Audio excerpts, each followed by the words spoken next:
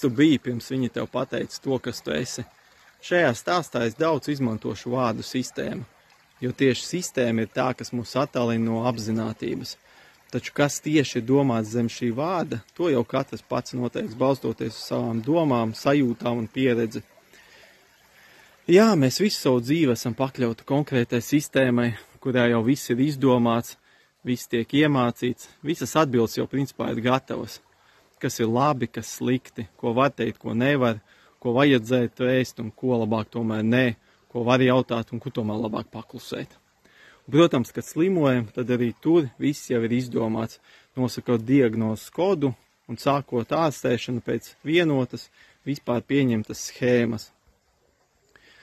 Nav viegli sākt iet pretējā virzienā, mainīt domāšanu un apšaubīt šo sistēmu, jo tā mūs regulāri baro ar savu pārliecību un patiesību, un sistēmai ir milzīgs spēks, jo tā ir attiecīgas iespējas, ietekme un resursi, un par visdrošāko ietekmes veidu bieži vien kalpo tieši bailes, jo cilvēks, kurš tiek pakļauts bailēm, ir gatavs darīt jebko, lai atgūtu savu mieru, un sistēma vienmēr piedāvā skārotos problēmu risinājumus.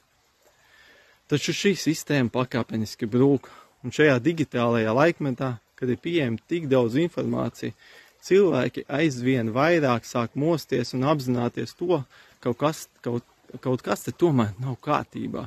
Sistēma turpina un vienmēr turpinās līdz pēdējiem noliegt jebkuru sev neizdevīgu informāciju, un tikai tad, kad fakti kļūst pārāk acīm redzami, pat aklajiem, un tad notiek šī formālā atzīšanās.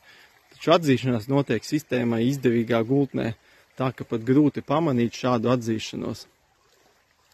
Un, protams, tie, kuri turpina cieši gulēt un ar visām četrām turpina turēties pie šīs izveidotās sistēmas, pat tad, ja redz kādas acīm redzamas aplamības un nesakritības, vienmēr ar prātu turpinās attaisnot un aizstāvēt sistēmu, sakot, ka viņi taču kļūdījās, vai arī tas viss nav tā, kā izskatās, vai arī tas viss tiek darīts mūsu labā un tā tālāk.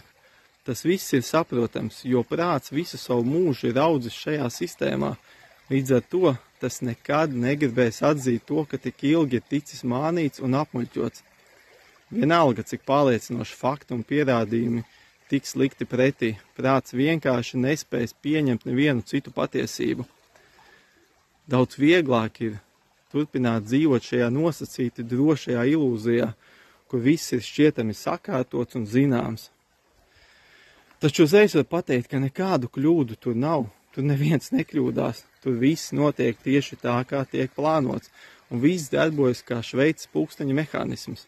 Tieši tāpēc šobrīd vēl jau būtiskāki ir būt pēc iespējas apzinātākam šajā visā informācijas plūsmā, iemācoties jebkuru informāciju izlaist caur savu, nevis caur sistēmas izveidoto filtru. Sistēmu mēs varētu salīdzināt ar mīlošiem un gādīgiem vecākiem, no kuriem mēs ilgstoši esam atkarīgi, un kā švammes uzsūcam visu mums doto informāciju, neapšaubot to un pilnībā tai uzticoties. Tikai atkarībā no vecākiem, ar laiku šī atkarība zūd un mazinās, tad sistēma ir gluži pretēji, jo pieaugot mūsu vēlmēm un vajadzībām, atkarība no tās tikai ar laiku pieaug.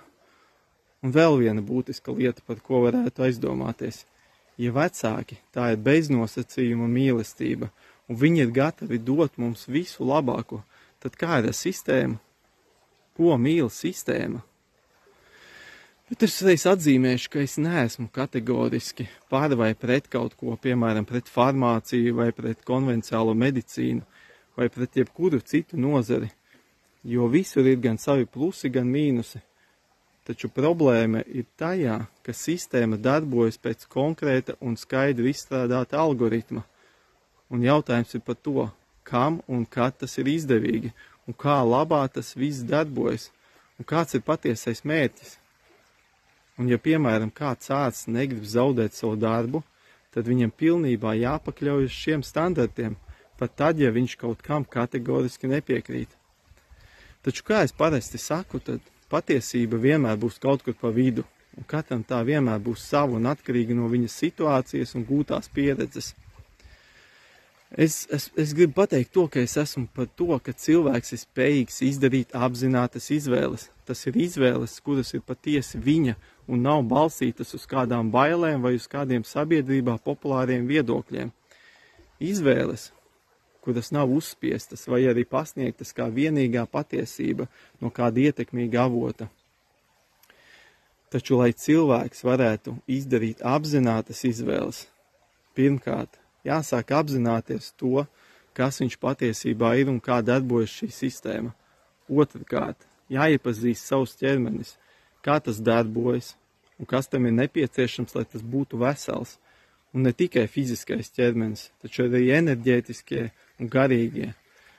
Un treškārt, ir jāuzņemas pilnīga atbildība pašam par savu veselību, ķermeni un dzīvi. Bet ir ļoti sarežģīti to visu mainīt, jo pretī ir sistēma, kura nevēlas, lai tu kaut ko mainītu. Tā sola pasargā tevi no bailēm, kuras pati ir radījusi. Tā sola tevi izārstēt no slimībām, kuras rodas no sistēmas radītas pārtikas un vides, un tā sola tavu ikdienu piepildīt ar daudz un dažādām lietām, kas tavu dzīvi padarīs vienkāršāku un piepildītāku, taču tai pašā laikā attālina tevi no tavas patiesās būtības. Kādam pasaka, ka vienīgā iespēja ir griezt un izindēt. Kāda starpība, kāpēc tas notiek viņa ķermenī? Galvenais kaut kā jāiznīcina, un cilvēks pilnībā uzticoties, ka tas ir labākais risinājums, to arī dara. Tad pēc pusgada jāgriež citā vietā, tad atkal citā, līdz kādā brīdī ārsts pasaka, nav vairs ko griezt, nevaram izgriezt un nevaram izindēt, un vispār palika maksimums 2 mēneši.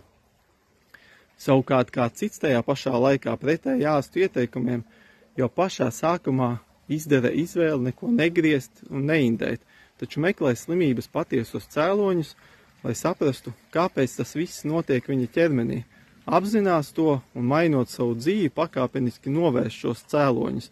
Tas ir atrod citus veidus, kā atvesaļoties, un arī atvesaļojas, un ar laiku tas viss ir kārtībā un slimība vairs neatgriežas. Nu jā, katrs no viņiem izdarīja savu izvēli, un par to nevienam no viņiem nevaram pārmest, jo tās bija viņu pašu izvēles un tiesības, kā ārstēties. Taču jautājums ir par to, cik no šīm izvēlēm bija apzinātas, cik viņu pašu un cik sistēmas izdarītas izvēles. Apzināta izvēle uzreiz nenozīmē iet pretī sistēmas piedāvātajam risinājumam. Tas nozīmē apzināti iemācīties filtrēt sistēmas piedāvātos risinājumus, apzināties to, ka bieži vien ir arī citi risinājumi, kurus sistēma nezina, vai arī precīzāk būtu teikt, nevēlas to, lai mēs tos uzzinātu. Kad es biju soli no pašnāvības un man tika diagnosticēta smaga depresija, ārsts man teica, ka man ilgstoši būs jādzer spēcīgi antidepresanti, un nekādā gadījumā nedrīkst pārtraukt tos lietot, piekodinot sievai, sekot līdzi katrai zāļu devai, ko es lietoju. Kad man diagnosticēja veģetīvo distoniju, man teica, ka tas izpaudīsies daudz un dažādos veidos. Simptomi var piemeklēt jebkurā brīdī, esi tam gatavs, un galvenais, ja nepieciešams, tad dzer nepieciešamās zāles. Un visbeidzot, kad man sāka atrofēties visi ķermeņa muskuļi un diagnosticēja motoro neironu slimību, man teica, ir jāgaida pāris mēneši, jo izārstēt šo diemžēl nevar, taču jānovēro, cik strauši ir šis slimības progress, lai varētu saprast, kādus medikamentus piemērot, lai mēģinātu kaut kā šo progresu palēnināt. Jā, tajā brīdī man bija jāizdara izvēles. Un tieši apzinātas izvēles, par kurām man pašam vajadzēja uzņemties atbildību. Jo tas viss bija atkarīgs no manis, tas bija mans ķermenis, tā bija mana dzīve un nākotne.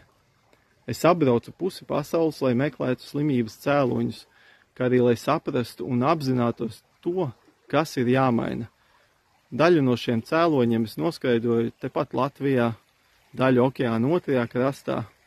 Es pakāpeniski mainīju savu uzturu, domāšanu un dzīvesveidu.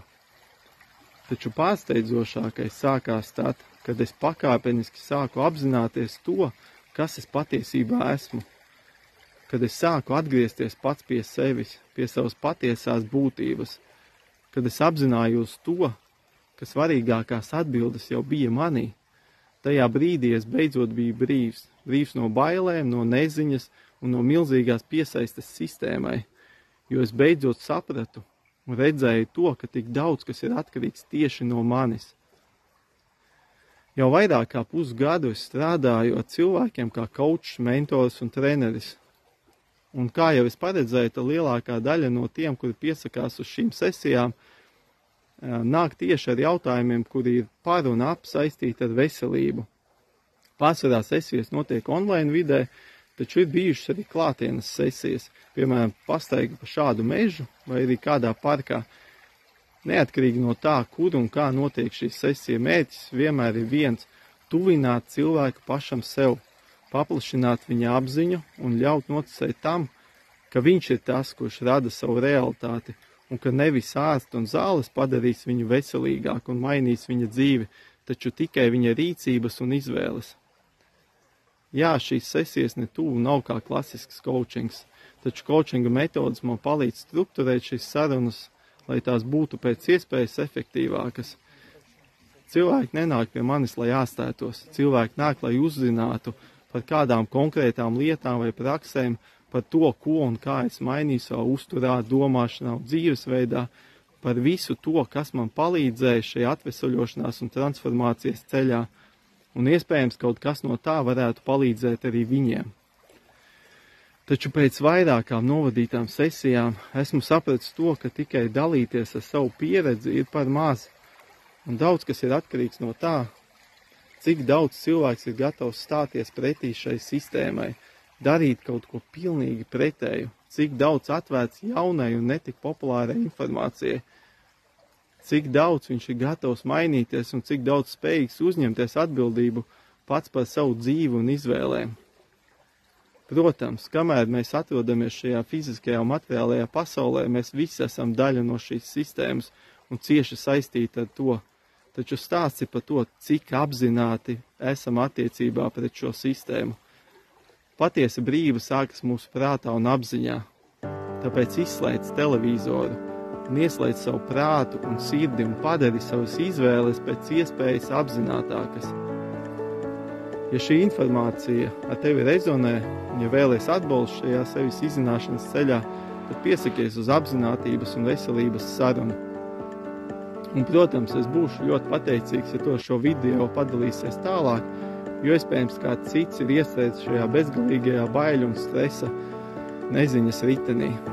Tiekamies sarunās!